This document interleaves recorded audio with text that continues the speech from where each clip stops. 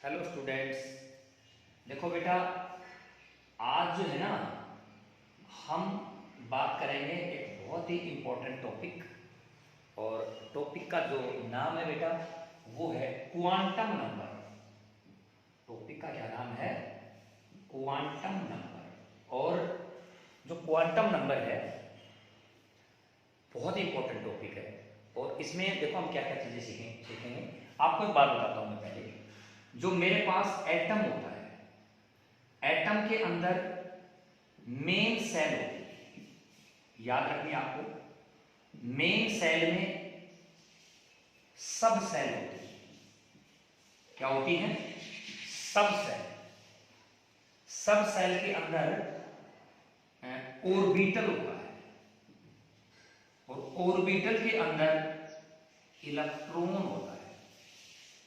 Orbital के अंदर क्या होता है? इलेक्ट्रॉन होता है। और हमें इन सब की जानकारी क्वांटम नंबर देता है। समझ मेरी बात? जिस प्रकार से कोई आदमी सपोज करो उसका देश भारत है, फिर उसका स्टेट हरियाणा है, फिर उसका डिस्ट्रिक्ट महेंद्रगढ़ है, और फिर उसका कोई गांव होगा। इसी तरीके से हमें पूरी जो जानकारी जो है इलेक्ट्रॉन की वो कौन देता है? क्वांटम नंबर देता है। कि क्वांटम नंबर ये बताता है कि मेरा इलेक्ट्रॉन कौन से ऑर्बिटल में, कौन से सब सेल में, कौन से मेन सेल में पाया जाता है। तो ये जो पूरी जानकारी देता है उसको क्या बोल देते हैं? Quantum number. ठीक है। तो क्वांटम नंबर की डेफिनेशन क्या हुई अगर देखा जाए तो इट इज द ओफलो। इसके अंदर एक 4 नंबरों का सेट होता है। ठीक है ना? कितने नंबरों का सेट होता है? 4 नंबरों का सेट होता है, जो हमें एक सेट इसके बारे में बताएगा, एक सेट इसके बारे में बताएगा, एक सेट इसके बारे में बताएगा, एक सेट इसके बारे में बताएगा। तो मैं ये कहूं कि मेरे पास 4 नंबरों का एक सेट जो इलेक्ट्रॉन की फुल जानकारी देता कि कौन सी सब सेल में इलेक्ट्रॉन पाया जाता है, कौन सी मेन सेल में इलेक्ट्रॉन पाया जाता है। ऐसे 4 नंबरों के सेट को क्वांटम नंबर कहते हैं। तो अगर इसकी डेफिनेशन देखी जाए तो क्या बोलेंगे हम? It is the set of 4 numbers which tell us about the full information of the electrons, in which subcell the electrons are present, in which orbital the electrons are present। ये सब जानकारी जो है ना वो क्वांटम नंबर देता है। बहुत ही इंटरेस्टिंग टॉपिक होता है। तो जो क्वांटम नंबर है, सबसे पहले हम क्या करते हैं, इनकी जो टाइप है ना वो देखते हैं कि कौन कौन से टाइप के क्वांटम नंबर होते हैं। सबसे पहला क्वांटम नंबर, जो सबसे पहला क्वांटम नंबर है जिसका नाम है प्रिंसिपल क्वांटम नंबर। ठीक है, इसको स्मॉल एन से डिनोट करते हैं। ठीक है। दूसरा जो है मेरे पास उसका नाम होता है azimuthal quantum number. Azimuthal quantum number जिसको हम स्मॉल एल से डिनोट करते हैं। और इसका दूसरा नाम भी है एक सबसिडरी क्वांटम नंबर। इसका तीसरा नाम भी है सेकेंडरी क्वांटम नंबर। चौथा नाम भी है इसका एंगुलर मोमेंटम क्वांटम नंबर। ठीक है।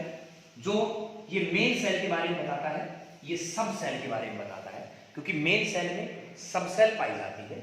और जो तीसरा है वो है magnetic quantum number. Magnetic quantum number जिसको स्मॉल एम से डिनोट किया जाता है। और सब सेल के अंदर क्या पाया जाता है? ऑर्बिटल। तो ऑर्बिटल की जो जानकारी देता है वो मेरा क्वांटम नंबर कौन सा है? Magnetic quantum number. और फोर्थ है हमारा स्पिन क्वांटम नंबर। और जो स्पिन क्वांटम नंबर है वो इलेक्ट्रॉन के बारे में क्या देता है? जानकारी।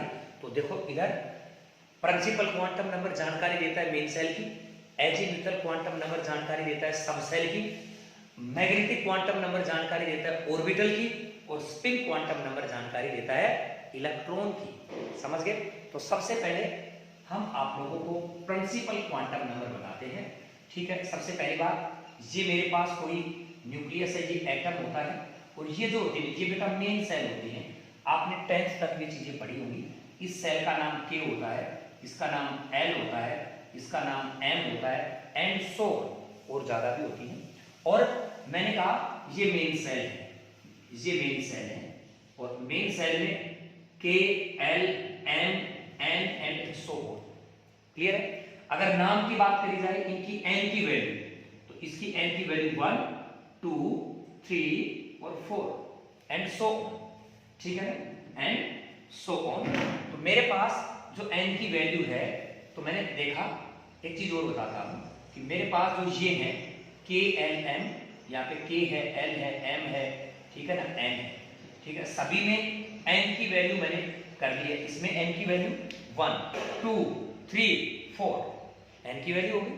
और सुनो, इनकी एनर्जी भी आपने पढ़ी है, एनर्जी आपने बोहर मॉडल में पढ़ा होगा एनर्जी के बारे में कि k की एनर्जी जो है कम होती है, फिर l की, फिर n की, और फिर n की, एंड सो। मेरा कहने का मतलब है कि एनर्जी जब आप न्यूक्लियस से दूर जाते हो तो एनर्जी क्या होती है, हमारी एनर्जी बढ़ती चली जाती है, और इन्फिनिटी के ऊपर एनर्जी क्या होती है, जीरो। तो जब हम जीरो से वापस इधर लेकर के आते हैं ना, तो नेगेटिव होता है। इसीलिए इलेक्ट्रॉन की एनर्जी क्या होती है, नेगेटिव होती है। अगर आपसे कोई पूछे कि इलेक्ट्रॉन की एनर्जी नेगेटिव क्यों होती है, तो आप बता दो कि इन्फिनिटी पे जीरो होती है, और जब हम न्यूक्लियस की तरफ लेकर के आते हैं तो एनर्जी कम होती चली जाती है। तो जीरो से कम होगी तो एनर्जी क्या हो जाएगी, नेगेटिव। देखो बेटा, आप लोगों ने जैसे एनर्जी का एक फॉर्मूला भी पढ़ा होगा, -2 पाई n e की 4 upon n square h square. यहाँ पे n क्या था, n क्या था, यहाँ पे प्रिंसिपल क्वांटम नंबर था, ये n की वैल्यू है।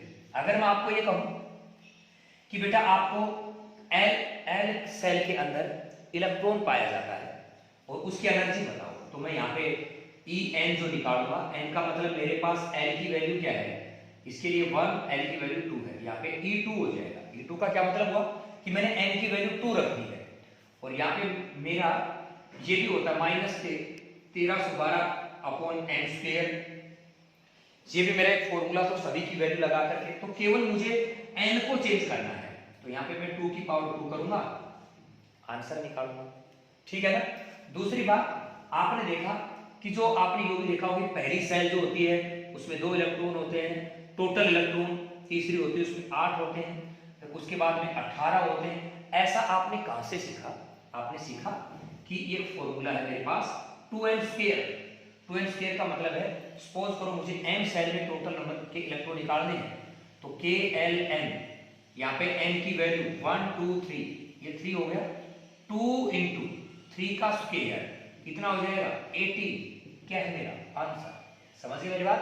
तो ये मेरा प्रिंसिपल क्वांटम नंबर है जो मुझे मेन सेल के बारे में बताता है। इससे मुझे ये भी पता है कि अगर मैं कहूं कि इलेक्ट्रॉन m सेल में है, एक में इलेक्ट्रॉन k सेल में है, तो कौन सा नजदीक है, कौन सा दूर है, मतलब डिस्टेंस भी बताता है, मतलब रेडियस भी बताता है, ठीक है ना।